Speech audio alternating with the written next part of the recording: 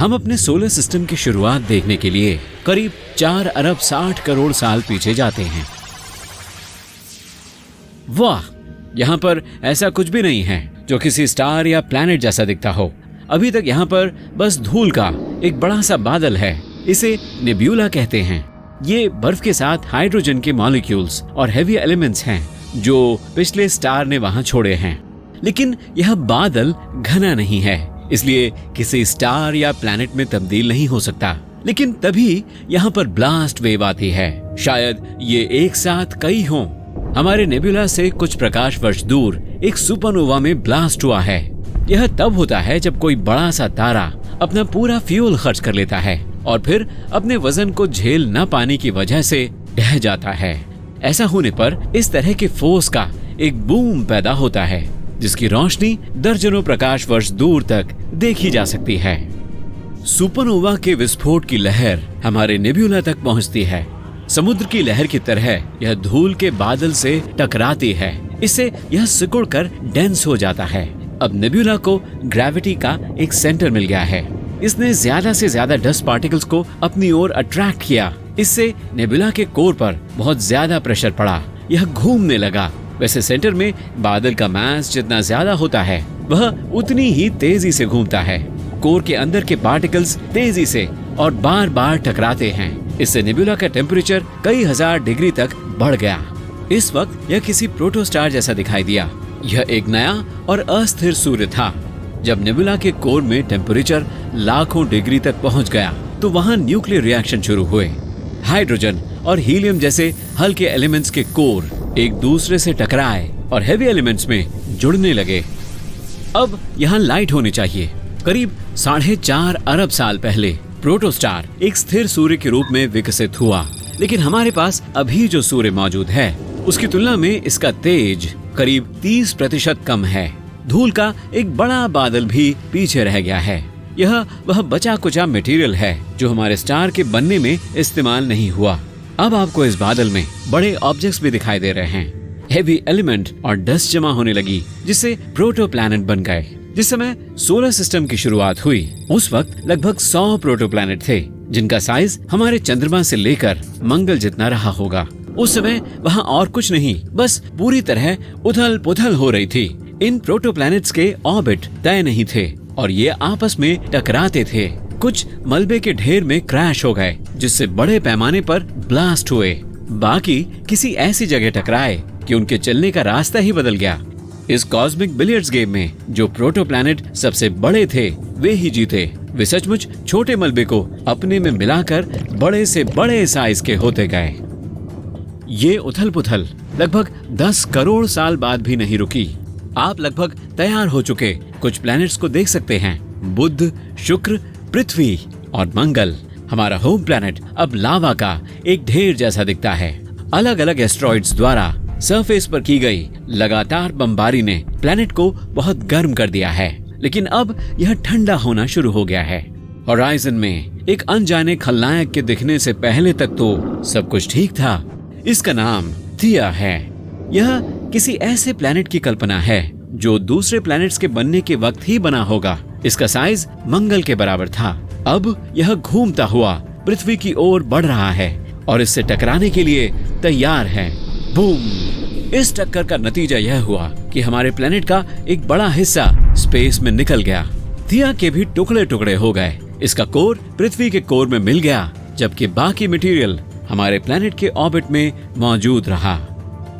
धीरे धीरे दोनों प्लैनेट्स का मलबा आपस में टकराने लगा और एक बड़ी कॉस्मिक बॉडी में मर्ज हो गया। जब धूल जम गई तो पृथ्वी को अपना सैटेलाइट चंद्रमा मिल गया। चंद्रमा के बनने की एक और कल्पना के मुताबिक थिया पृथ्वी से बहुत बड़ा था। इसने केवल हमारे प्लेनेट को हल्के से खरोंच मारी और अपने मटेरियल को खोए बिना आगे बढ़ना जारी रखा। वैसे चंद्रमा लगभग पूरी तरह से हमारे प्लेनेट के पार्टिकल से बना है। इस कल्पना के सबूत के रूप में हमारे पास अपोलो मिशन से लाए गए चांद की मिट्टी के नमूने हैं। यह पता चला है कि चंद्रमा की मिट्टी पृथ्वी के क्रस्ट के कॉम्पोजिशन से मिलती जुलती है। वैसे यह किसी जबरदस्त टक्कर के नतीजे से ही वहां पहुंची हो सकती है। जुपिटर, सैटर्न, यूरेनस और नेपच्यून जैसे गैस के बड़े बड़े गोले कुछ समय बाद सूर्य से थोड़ी दूरी पर बने। ये प्लैनेट असल में गैस के गोले हैं। इनका कोई सॉलिड सरफेस नहीं है। अगर आप जुपिटर पर पैर रखते हैं तो आप गिरते हुए इसके कोर तक पहुंच जाएंगे। इन प्लैनेट्स को कई वजहों से सॉलिड सरफेस नहीं मिला। वे बाद में बने, जब तक दूसरे प्लैनेट्स ने मटेरियल्स और सिलिकेट्स को अपने में मिला लिया था। वे सभी फ्रॉस्ट लाइन से आगे जाकर तैयार हुए। यह मंगल के ऑर्बिट के आगे एक काल्पनिक पॉइंट है। सूर्य इस रेखा के उस तरफ के एरिया को ज्यादा गर्म नहीं करता, इससे वहाँ पानी लिक्विड नहीं हो सकता। इसलिए गैस के बचे हुए बादलों में बर्फ बहुत ज्यादा मात्रा में थी। सूर्य के बनने के करीब 30 लाख सालों के बाद यह बिल्डिंग मटेरियल इकट्ठा होना और मैस बनना शुरू हो गया, जिससे प्रोटो जुपिटर बन गया। अगले कुछ लाख सालों के अंदर बर्फ की यह बॉल पृथ्वी के लगभग 50 गुना बड़े मास तक पहुंच सकती है, और यह जितना भारी होता गया, डिस्क में उतनी ही ज्यादा गैस जमा हो सकी। थोड़े समय में जुपिटर ने अपने पास गैस की डिस्क से मौजूद लगभग सारे मटेरियल्स को अब्सॉर्ब कर लिया और लगभग 318 पृथ्वियों के बराबर मास जमा कर लिया। जुपिटर की ग्रेविटी फील्ड बहुत मजबूत थी और इसने मार्स और जुपिटर के बीच के एरिया में सभी ऑब्जेक्ट्स को खींचना शुरू कर दिया। प्रोटो प्लैनेट वहां ज्यादा बार टकराए, जिससे वे ढह जाते थे। नतीजतन हमारे पास एस्टेरॉयड बेल्ट है। ये ऐसे टुकड़े हैं जो गैस जायंट की तेज ग्रेविटी के कारण एक पूरे प्लैनेट की तरह फिर से इकट्ठे नहीं हो पाते हैं। 4 गैस जायंट्स में से अगला शनि यानी सैटर्न है। यह जुपिटर से 3 गुना छोटा है। इसे इतना छोटा माना जाता है क्योंकि यह सूर्य से और भी दूर है। पृथ्वी से सूर्य की दूरी का करीब 10 गुना ज्यादा दूर। वैसे इसका बनना बाद में भी शुरू हुआ था, जब जुपिटर ने गैस डिस्क में से लगभग कुछ भी नहीं छोड़ा। लेकिन शनि को एक और खास खूबी मिली, रिंग। वे इतने चौड़े होते हैं कि आप उन पर 21 पृथ्वी प्लैनेट फिट कर सकते हैं, और वे 5 मंजिला इमारत जितने मोटे हैं। हम अभी भी नहीं जानते कि वे कैसे बने, लेकिन इसको लेकर 2 मुख्य कल्पनाएं हैं। वैसे शनि में अब तक 82 चंद्रमाओं की खोज हो चुकी है। हो सकता है कि एक और चंद्रमा रहा हो, लेकिन यह एक जोरदार टक्कर में तबाह हो गया हो। वह चंद्रमा छोटे छोटे टुकड़ों में बिखर गया और वह गैस जायंट के चक्कर काटने लगा। बदले में यह टुकड़े आपस में टकराकर फिर से बिखर गए। धीरे धीरे एक गगनचुंबी इमारत के आकार का मलबा रेत के छोटे छोटे दानों में बदल गया। हाँ, शनि के रिंग कॉस्मिक डस्ट और बर्फ से बने हैं। फिर आते हैं यूरेनस और नेपच्यून। वे काफी छोटे हैं। इनका मास केवल 14 और 17 पृथ्वी के मास के बराबर है। ऐसा माना जाता है कि तेज सोलर विंड के कारण वे जुपिटर के साइज और मास तक नहीं पहुंच सके।